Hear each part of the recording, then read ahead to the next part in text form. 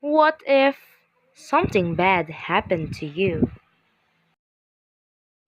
You might slip on the stairs, maybe in a trouble resulting to an arm injury, or accidentally punched by a gangster resulting to a head bump.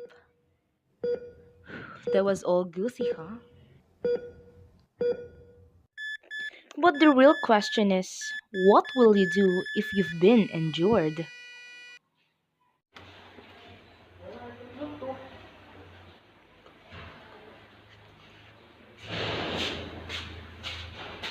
It is used for this.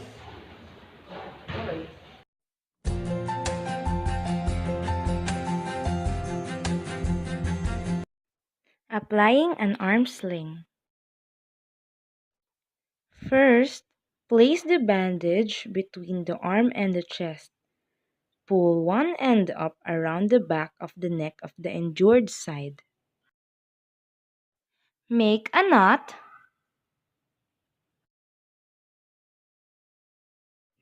and tuck any loose bandage underneath it. Bring the lower end of the bandage up over the casualty's forearm to meet the other end of the shoulder. Make a square knot, right over left and left over right, at the hollow over the collarbone on the injured side,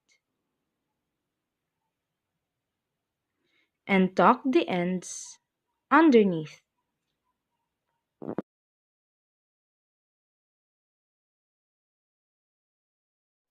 Make sure you secure the knot. And that's it! You're done with your arm sling. Method in applying an elevation sling.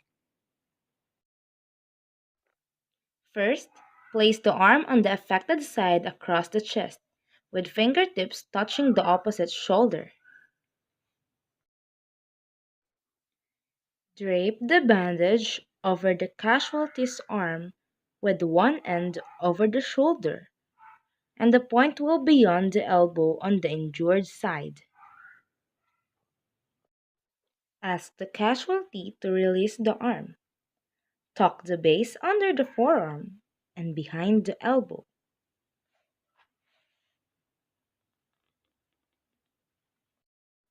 Make a knot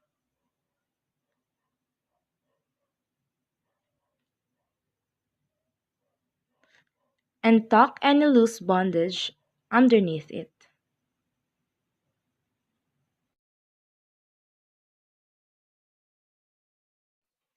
Make a square knot,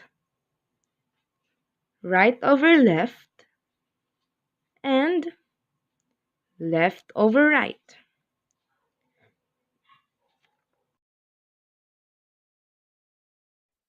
At the hollow above of the casualty's collarbone, tuck the ends under the knot.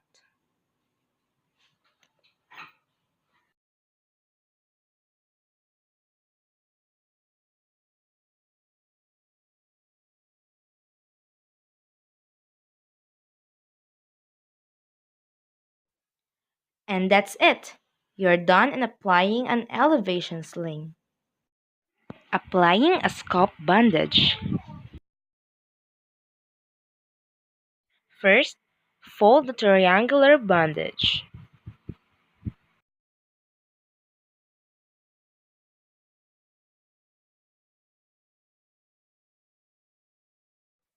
Center the base of the bandage on the casualty's forehead so that it lies just above the eyebrows. Let the point hang down at the back of the head. Cross the two ends over the point of the bandage at the nape of the neck.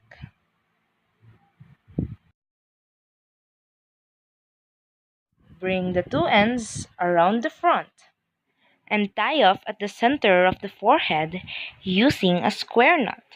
Right over left and left over right.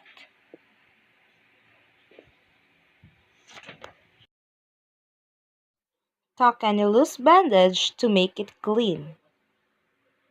And that's it. You are done with the scalp bandage. Transporting an injured casualty. Human crutch method. Stand on the casualty's injured or weaker side.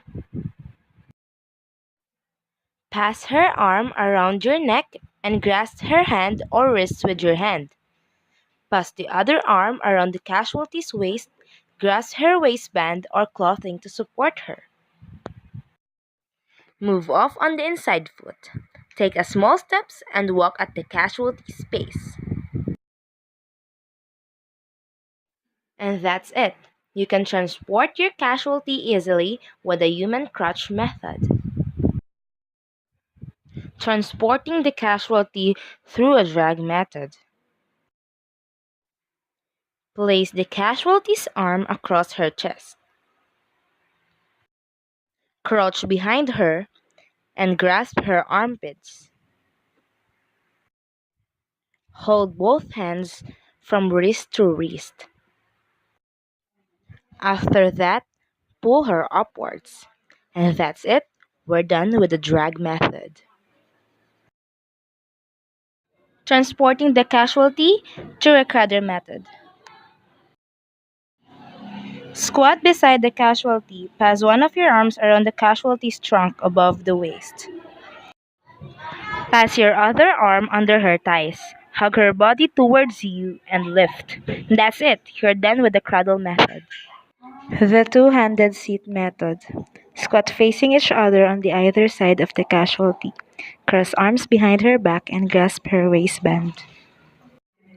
Pass your other arms under the casualty's knees and grasp her other wrist. Bring your link arm up to the middle of the casualty's thighs. Move in close to the casualty, keeping your back straight. Rise slowly and move off together. And that's the two-handed seat method. The fore and the aft carry method. Sit the casualty up and put her arms across her chest. Squat behind the casualty, slide your arms under her armpits, and grasp her wrists firmly. Ask your helper to squat beside the casualty and pass his arms under her thighs, taking hold of her legs. Working together, rise slowly and move off. Now I know.